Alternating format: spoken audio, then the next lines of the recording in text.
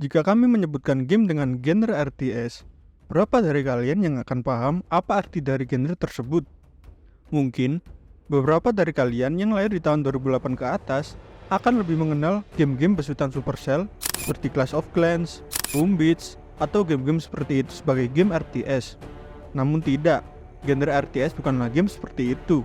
Mungkin kalian yang lahir di tahun 2008 ke bawah, saat masih mencoba game di warnet, kalian mungkin akan tahu kalau cara satu-satunya untuk bermain Dota tidak melalui game bernama Dota, atau bahkan melalui Steam seperti apa yang Dota kenalkan sekarang.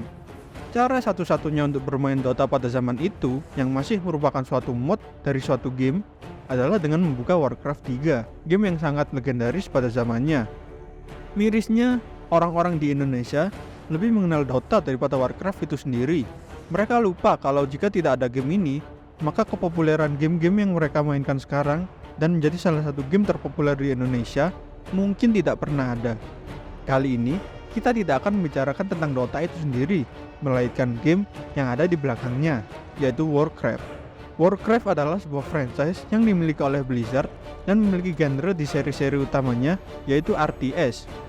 Bagi yang nggak tahu apa itu RTS, RTS adalah singkatan dari Real Time Strategy, di mana pemain mengendalikan secara langsung para minion atau pasukan-pasukan yang ada di layar mereka. Pemain mampu untuk membuat pasukan untuk menyerang kastil lawan dan juga membangun benteng mereka sendiri agar aman dari gempuran lawan. Sebenarnya cukup dimaklumi apabila gamer zaman sekarang, apalagi yang hanya mengenal genre MOBA, tidak tahu apa itu genre RTS. Karena memang beberapa dekade ini sangat sedikit sekali game RTS terbaru yang rilis di pasaran. Lantas, apa itu Warcraft sebenarnya? Bagaimana game ini bisa menjadi sebesar sekarang? Kita akan membahasnya di video kali ini. Sebelum video dimulai, jangan lupa like, share, dan subscribe channel ini agar tidak ketinggalan tentang video-video yang selanjutnya ya.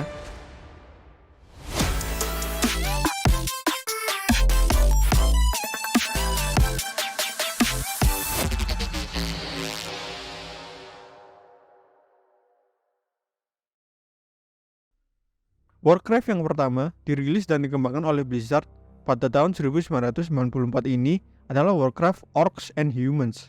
Di game ini, kita akan mengendalikan dua faksi sesuai judulnya, yaitu antara humans yang berjuang untuk mempertahankan tanahnya atau orcs yang datang dari dunia lain dan mencoba untuk menginvasi dunia manusia. Gameplay dari game ini sebenarnya bukanlah gameplay yang paling revolusioner atau hal semacam itu, karena pada dasarnya gameplaynya cukup mirip seperti RTS yang sebelumnya telah hadir, yaitu Dune 2, di mana secara detailnya gameplaynya berkutat kepada membangun base, menciptakan prajurit, dan menghancurkan musuh. That's it, that's the game.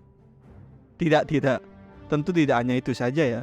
Di Warcraft banyak mekanik unik sehingga membuatnya tetap menarik.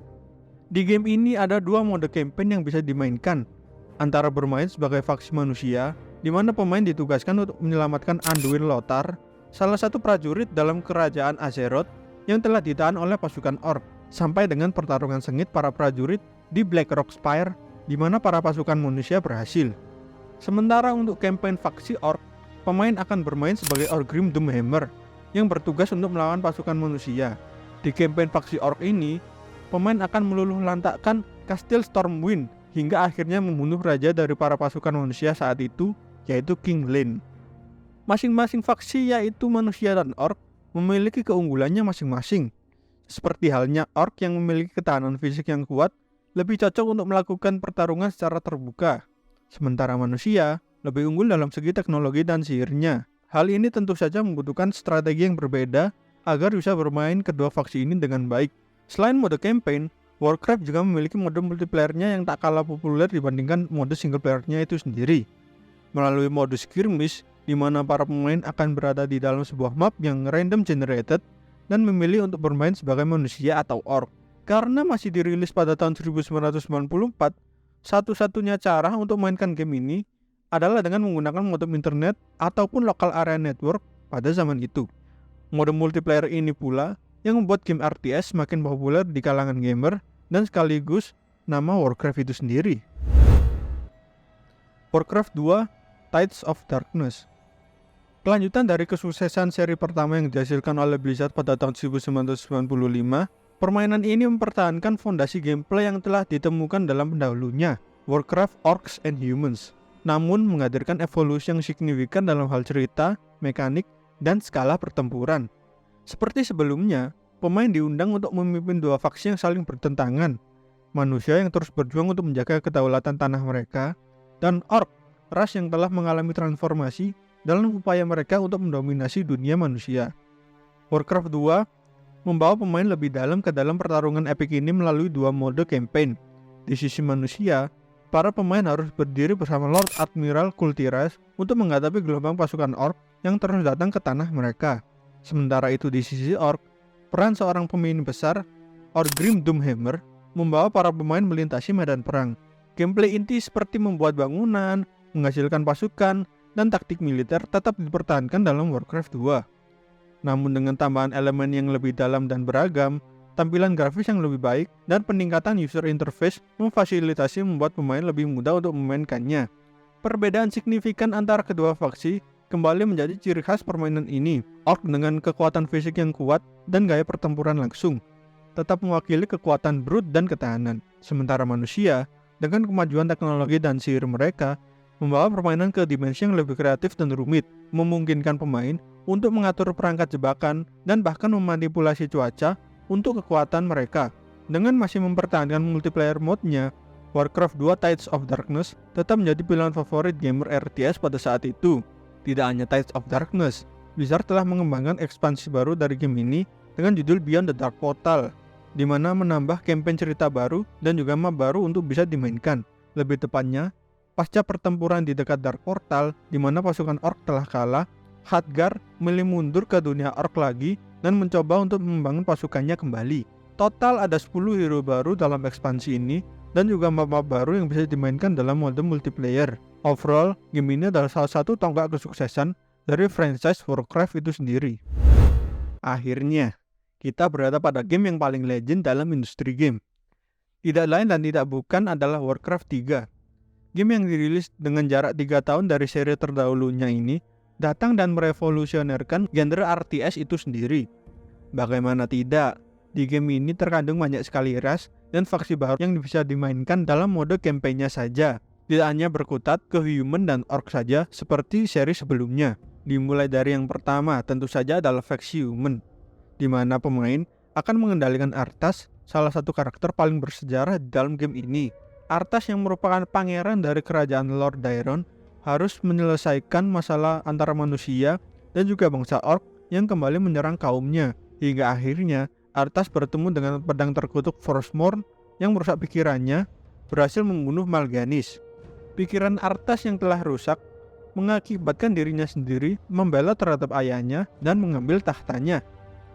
Selain itu ada juga campaign dari bangsa orc yang dipimpin oleh troll yang harus mengungsi ke tempat lain hingga akhirnya bertemu dengan bangsanya di tempat baru tersebut. Di saat bersamaan, ada juga campaign dari bangsa Night Elf yang menyadari kalau bahaya telah datang masuk ke dunia mereka. Salah satu fitur paling revolusioner adalah unit pahlawan. Pemain dapat mengendalikan pahlawan-pahlawan yang unik yang memiliki kemampuan khusus dan dapat naik level seiring berjalannya permainan.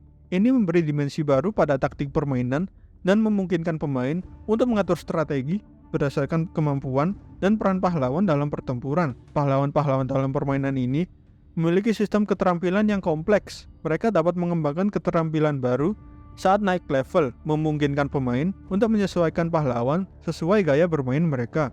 Warcraft 3 memperkenalkan unit-unit terbang dan terapung, memungkinkan pertempuran dalam 3 dimensi.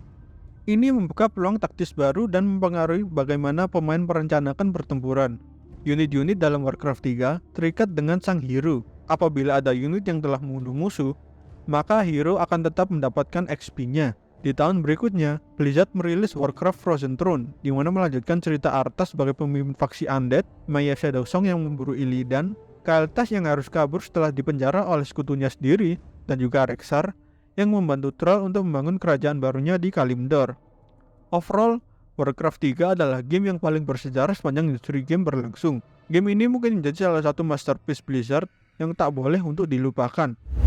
World of Warcraft diluncurkan pada tahun 2004 oleh Blizzard Entertainment, adalah penceritaan lanjutan dari dunia Azeroth yang sudah kita kenal sebelumnya. Di dunia yang terus berkembang ini, para pemain diundang untuk melangkah lebih jauh dalam pengalaman yang tidak hanya menggabungkan pertempuran strategis, tetapi juga eksplorasi mendalam dan interaksi sosial yang tak tertandingi.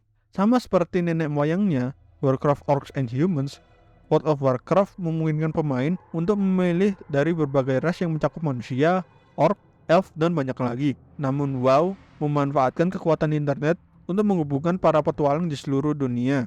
Di Azeroth yang luas, masing-masing ras memiliki wilayah-wilayah yang kaya dengan cerita dan tantangan yang menunggu untuk dijelajahi. Pahlawan-pahlawan kita yang pernah hanya menjadi karakter yang ada di dalam permainan RTS, kini tampil dalam bentuk nyata dalam WoW. Pemain dapat menciptakan avatar unik mereka sendiri, memilih kelas yang memenuhi impian petualangan mereka seperti warrior, priest, mage, dan lainnya. Di sini, Blizzard menghidupkan kembali ceritanya melalui berbagai misi yang membentang dalam kampanye cerita yang lebih dalam dari seri-seri sebelumnya. Pemain akan bertemu dengan karakter-karakter ikonik seperti Anduin Lothar, Orgrim Doomhammer, dan merasakan pertempuran sengit di Blackrock Spire, atau menjadi bagian dari perjalanan tragis di mana Raja Lyn terjatuh. Namun kekayaan WoW tidak berhenti pada petualangan solonya. Game ini juga membuat Anda untuk berinteraksi dengan pemain-pemain lain dan bahkan bisa mengatur untuk beradu kekuatan bersama pemain lain tersebut. Dalam medan perang, para pahlawan bisa memamerkan keterampilan mereka atau bekerja sama dalam kelompok besar untuk mengatasi tantangan yang lebih besar.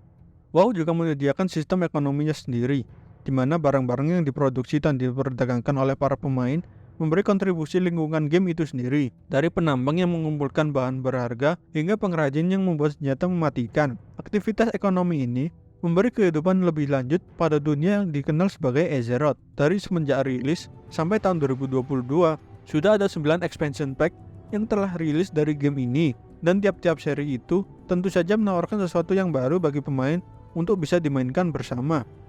Itu dia adalah sejarah dari game Warcraft. Lore dan juga cerita yang terkandung di dalam game ini sebenarnya sangat mendalam dan sangat rumit untuk bisa dijelaskan. Mungkin di lain waktu, kami bisa memberikan video tentang alur cerita dari dunia Warcraft itu sendiri. Bagaimana tidak? Dunia yang telah dibangun selama berpuluh-puluh tahun ini bisa jadi sangat banyak dan sangat rumit, melebihi novel-novel populer layaknya Game of Thrones ataupun Lord of the Rings. Tapi yang jelas, Warcraft adalah salah satu franchise terbaik dalam industri game. Menurut kalian sendiri, apakah kalian setuju dengan pernyataan tersebut? Tulis di kolom komentar di bawah ya. Jangan lupa like, share, subscribe, dan nyalakan lonceng notifikasi agar tidak ketinggalan video Red Portal selanjutnya ya.